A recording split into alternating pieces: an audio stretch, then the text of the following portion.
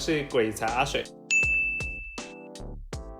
2019年取得中华民国身份证的瑞莎是前乌克兰韵律体操国手，过去呢曾经8次获得全国艺术体操的第1名，更在国际上各大大小小赛中获得佳绩。但因为16岁受伤之后就中断他的体操生涯，而他亮丽的外形以及姣好的身材立即吸引了经纪公司的关注，来台转型成为艺人。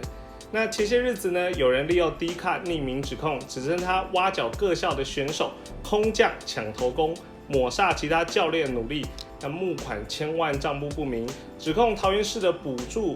都落在瑞莎的学校等。那此一行为重重的伤害到瑞莎的心，他也为此发文，除了感谢大家的支持与鼓励之外呢，也表示不会因为几个乱写的人而放弃这么多的孩子。那消息一出呢，自然有许多过去受到其帮助的人也纷纷跳出来声援。那对于挖角及抢功一说呢，就有选手家属出面驳斥，表示呢，任何的小朋友只要有兴趣都能够自愿报名练习，而瑞莎并没有挖角或是要求谁来离开。而账目方面呢，除了每笔开销都有发票来做证明外，瑞莎甚至在去年1月自己出钱带选手出国比赛，整个月的吃喝费用都由他买单，最终更获得了金牌。那至于桃园市政府被指控的经费补助呢，市长郑文灿也出面澄清，瑞莎并没有向市府申请任何的经费，那一笔的款项呢，是补助该校新设活动中心的冷气费用，并非只给瑞莎的所在地方。那解释完这次匿名爆料部分之后呢，接下来也与大家来聊聊瑞莎。瑞莎最早从模特、艺人、演员一路到现在成为了体操教练，在取得中华民国的身份证之后，他第一时间所想的就是告诉大家，他很骄傲成为我们的一份子，成为台湾的一员，更用自己的行动来帮助台湾体操圈的小孩子们。那曾经因为伤来终止他体操生涯，他呢认为这是永远未完的梦想，他想做的就是帮助那些还有机会、还有梦想的小朋友们，带着他们一路走到最后，直到终点。那过去台湾的体育运动呢，都被中华民国的体育协会所把持，里头充斥着各式荒诞且不合常理的规定，成为酬庸与肥猫空降的好去处。那没有实际作为呢，又不愿意改革。那从网协、棒协、泳协等各式各样的利益既得利益者把持这些资源，而不愿意给真正付出的运动选手们帮助。那过去的新闻依然就仿佛好像昨日一般。这时像瑞莎这样子真正对于项目有热情，甚至愿意牺牲自己的利益来补贴这些选手们的人，自然也会成为他们的眼中钉，要用匿名舆论来斗臭的首要目标。那过去体操队就曾经发生小学教练呼巴掌、扯头发等各式虐打选手的事件。那这种过时的教育方式呢，只会让选手们生活在恐惧之中，自然从来没有拿过好成绩。反观瑞莎的教育，不断用支持以及鼓励来带领选手，不断的克服每一个瓶颈，直到站上领奖台领取荣耀的那一刻。这也是为何瑞莎所领导的选手总是笑容满面，享受其中。那或许很少人知道，在去年的这个时候，瑞莎才刚考上运动教练博士班，更以一般生当中的第2名、第2高分录取。本来在乌克兰已经有经济硕士学位的瑞莎，也选择在台湾攻读运动教练的博士，目标就是借由自己韵律体操专业来帮助台湾的学生训练。那他对台湾这片土地是有扎实的感情的。那有网友就表示说，过去接妹妹下班的时候，总是看到瑞莎最后一个离开体育馆，甚至留下来锁门。也曾看到瑞莎与4岁女儿视讯，女儿哭着希望妈妈赶快回家，不难想象她投入了多少的时间心力在这上面。而瑞莎在今年初发起了瑞星 Rising Star 韵律体操募资计划，他认为台湾韵律体操要能够持续长远的发展，就需要完整且十足的规划。他的初衷就是要在台湾打造良善的循环生态，并将资源以及技巧传承下去。在运动养成的这条漫漫长路上，他们仍然还有很多想做的事情，更不想因而错过。而我们所能做的事情，包含第一条，能够让更多的人了解事件的来龙去脉，有阅读我们文章、影片的朋友都会发现，我们在事件解析前就会有一个完整的论述，让大家清楚明白瑞莎是谁，她过去有哪些经历，那为何她面临到现在的困境又是什么，最后才进到这次事件解析的核心。这样子做的好处就是，即使完全不清楚此事件的人，也能快速明白。这也是为什么会有越来越多的人将影片、将文章分享出去。有越多人做这件事情，就有越多人看懂这件事件的症结点。别忘了，即使当初匿名攻击的人因为担心提高跟被查明身份后自行删除贴文，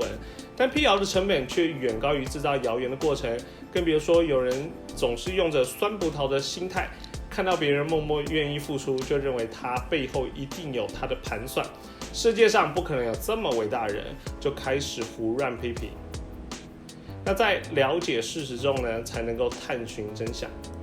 第二点，提供捐款。这次的事件让许多人看见瑞星的默默耕耘，就连我也捐款了一部分的金钱。在大家愿意慷慨解囊的同时，也代表团队的大家可以依靠这些资金去提供选手们更好的教育环境、更优秀的师资，以及在出国比赛时能够保持在最佳的状态。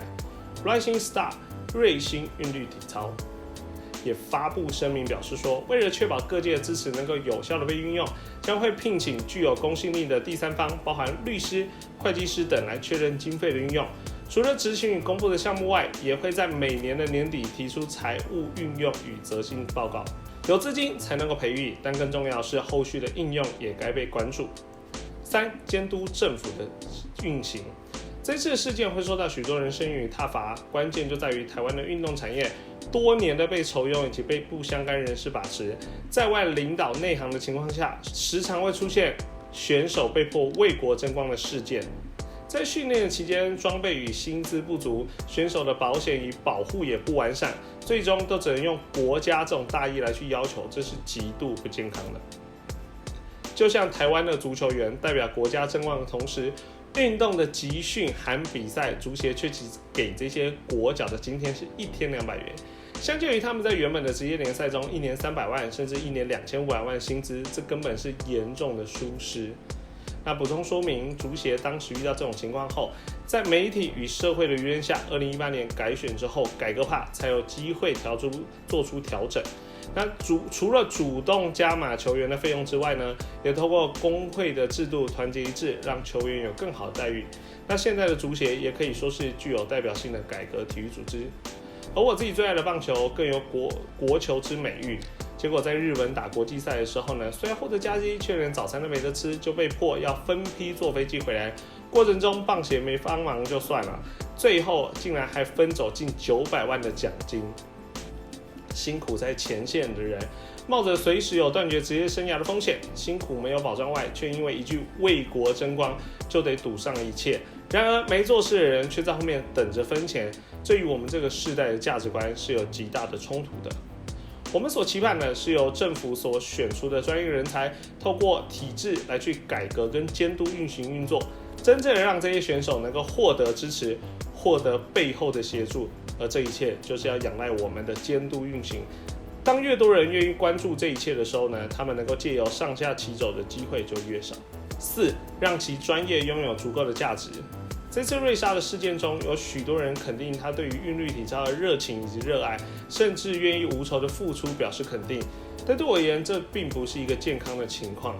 任何的专业都有其价值，让价值被看见，更能够促进市场的运行。当专业人才能够因此遍地开花，投入其中，不再需要为了生活与经济而担忧时，这个产业才能够真正的运作。至于有人去提说这个瑞莎的经济情况，认为他不会去计较这些费用呢？我认为这也不是一个健康的状态。他所拥有的专业知识，甚至在去年考上这个文化大学体育学系的运动教练博士班，都更应当让大家珍惜他的一切。他拿到该有的薪资之后，该怎么做那是他后续的自由，而不应该让他无酬付出，更不应该让他成为常态。市场的运行有它的游戏规则，一昧的要求付出者无酬，这是相当过分且伤害的。那过去呢，我也多次为瑞莎表示声援，更感谢他对于台湾的付出以及对于这些选手的教育。那这一次他蒙受不白之冤，自然更是我们该跳出来的时刻。我希望瑞莎不要对台湾失望，也不要对体操失望。我们都懂你的无奈，做越多事的人不求回报，却常常成为别人挞伐的目标。没有关系，我们都在。希望你能够放心，台湾永远是你最坚实的后盾。那最后呢，喜欢我们影片朋友也别忘了帮我们按赞、留言跟分享。我是鬼茶水，我们下次见，大家再见，拜拜。